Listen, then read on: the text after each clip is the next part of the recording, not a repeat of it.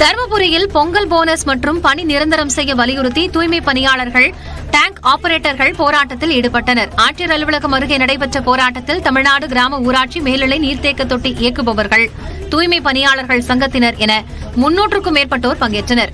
கிராம ஊராட்சியில் நாள் ஒன்றுக்கு 250 ரூபாய் ஊதியத்தில் பல ஆண்டுகளாக பணிபுரியும் டேங்க் ஆபரேட்டர்கள் பணி வரன்முறைப்படுத்தப்பட வேண்டும். 10 ஆண்டு பணி முடித்த தூய்மை பணியாளர்களுக்கு காலமுறை ஊதியம் வழங்க வேண்டும்.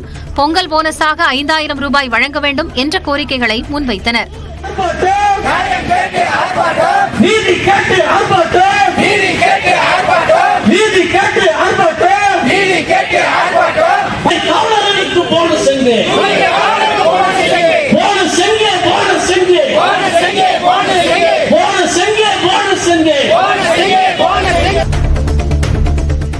தூத்துக்குடி மாவட்டம் எட்டயபுரத்தில் காட்டுப்பன்றிகளால் சேதமடைந்த மக்காச்சோளம், தொடர் மழையால் பாதிக்கப்பட்ட பயிர்களுக்கு நிவாரணம் கோரி விவசாயிகள் ஆர்ப்பாட்டத்தில் ஈடுபட்டனர்.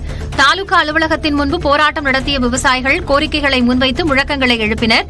காட்டுப்பன்றியால் சேதமடைந்த மக்காச்சோள பயிர்களுக்கு ஏக்கருக்கு 25,000 ரூபாய் நிவாரணம் வழங்க வேண்டும்.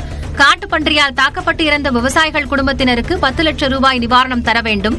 கண்மாய், கால்வாய்களை தூர்வார வேண்டும் என்பன உள்ளிட்ட கோரிக்கைகளும் முன்வைக்கப்பட்டன.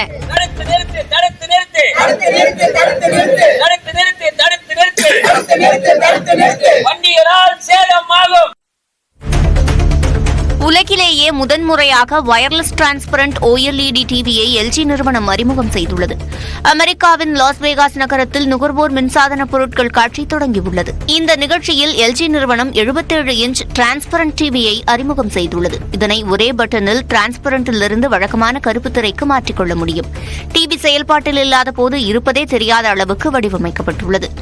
இது மட்டுமின்றி புதிய AI சாட்பாட் வசதியையும் LG நிறுவனம் அறிமுகம் செய்துள்ளது. இது தங்களது நுகர்வோருக்கு ஏற்படும் சந்தேகங்களை தீர்க்கும் நோக்கில் உருவாக்கப்பட்டுள்ளதாக தெரிவிக்கப்பட்டுள்ளது. மதுரை மாவட்டம் திருமங்கலம் அருகே மதுபோதையில் நண்பர்களுக்குள் ஏற்பட்ட தகராறில் இளைஞர் தலையில் கல்லை போட்டு கொலை செய்யப்பட்டுள்ளார்.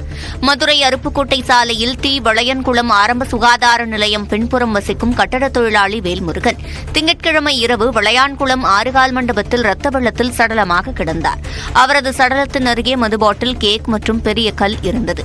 இதுகுறித்து காவல்துறையினர் மேற்கொண்ட விசாரணையில் இரவில் நண்பர்களுடன் சேர்ந்து மது அருந்திய போது ஏற்பட்ட தகராறில் வேல்முருகன் கொலை செய்யப்பட்டிருப்பது தெரியவந்தது. இதனையடுத்து அவர் யாருடன் மது அருந்தினார் என்பது குறித்து விசாரிக்கப்படுகிறது.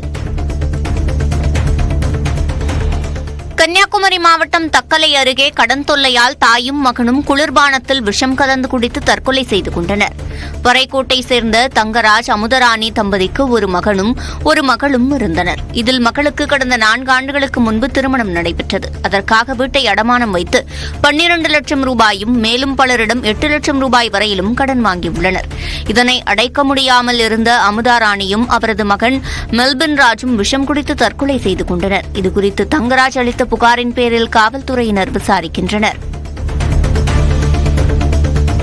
திருப்பத்தூர் மாவட்டம் நாற்றம்பள்ளி சர்க்கரை ஆலையில் கரும்பு அரவை தொடங்கிய அடுத்த நாளே எந்திரம் பழுதானதால் லாரி ஓட்டுநர்கள் போராட்டத்தில் ஈடுபட்டனர். கேத்தாண்டப்பட்டி திருப்பத்தூர் கூட்டுறவு சர்க்கரை ஆலை கடந்த 19ஆம் தேதி 2024-25ஆம் ஆண்டு அரவை பருவம் தொடங்கியது. சுமார் 1000 டன் கரும்பு மட்டுமே அரவை நடந்ததாக கூறப்படும் நிலையில் ஒரே நாளில் எந்திரத்தில் பழுது ஏற்பட்டு கரும்பு அரவை நிறுத்தப்பட்டது. இதனால் லாரிகளில் கொண்டுவரப்பட்ட டன் கணக்கிலான கரும்புகள் தேக்கமடைந்துள்ளன. இவை வெயிலின் தாக்கத்தால் எடை இழக்க நேரிடும் என்பதால் சர்க்கரை ஆலை வளாகத்தில் லாரி ஓட்டுநர்கள் போராட்டத்தில் ஈடுபட்டனர். கொலை மிரட்டல்களை தொடர்ந்து பாலிவுட் நடிகர் சல்மான் கானின் இல்லத்தில் புல்லட் ப்ரூஃப் கண்ணாடி திரை பொருத்தப்பட்டுள்ளது. சல்மான் கானுக்கு லாரன்ஸ் பிஷ்னோயின் கூட்டாளிகளிடமிருந்து தொடர்ந்து கொலை மிரட்டல் விடுக்கப்பட்டு வருகிறது. அவருக்கு Y பிரிவு பாதுகாப்பு வழங்கப்பட்டுள்ளது. மும்பையில் அடுக்குமாடி குடியிருப்பில் உள்ள தனது வீட்டில் பாதுகாப்பு அம்சங்களை சல்மான் கான் மேம்படுத்தியுள்ளார். பால்கனிக்கு புல்லட் ப்ரூஃப் கண்ணாடியும் மின்சாதன வேலியும் அமைக்கப்பட்டுள்ளது.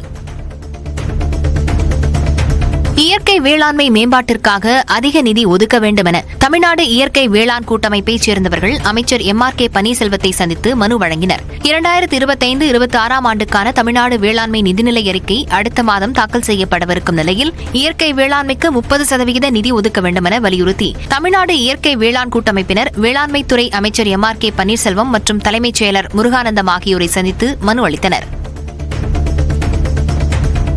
திருப்பூர் ஸ்ரீ வீரராகவ பெருமாள் கோயிலில் வைகுண்ட ஏகாதசி அன்று பக்தர்களுக்கு வழங்குவதற்காக 1,08,000 லட்டு தயாரிக்கும் பணி விறுவிறுப்பாக நடைபெற்று வருகிறது. வரும் வெள்ளிக்கிழமை 10ஆம் தேதி வைகுண்ட ஏகாதசி விழா கொண்டாடப்பட உள்ளது. இதற்காக 3 டன் சர்க்கரை, 1,5 டன் கடலை மாவு, 150 டன் எண்ணெய், முந்திரி, திராட்சை மற்றும் நெய் கொண்டு லட்டு தயாரிக்கப்படுகிறது. திருப்பூரில் உள்ள திருமண மண்டபத்தில் நடைபெறும் பணியில் 700 பேர் ஈடுபட்டு வருகின்றனர். தலைக்கவசம், முகக்கவசம், கிளவுஸ் அணிந்து கொண்டு அவர்கள் லட்டு தயாரித்து வருகின்றனர்.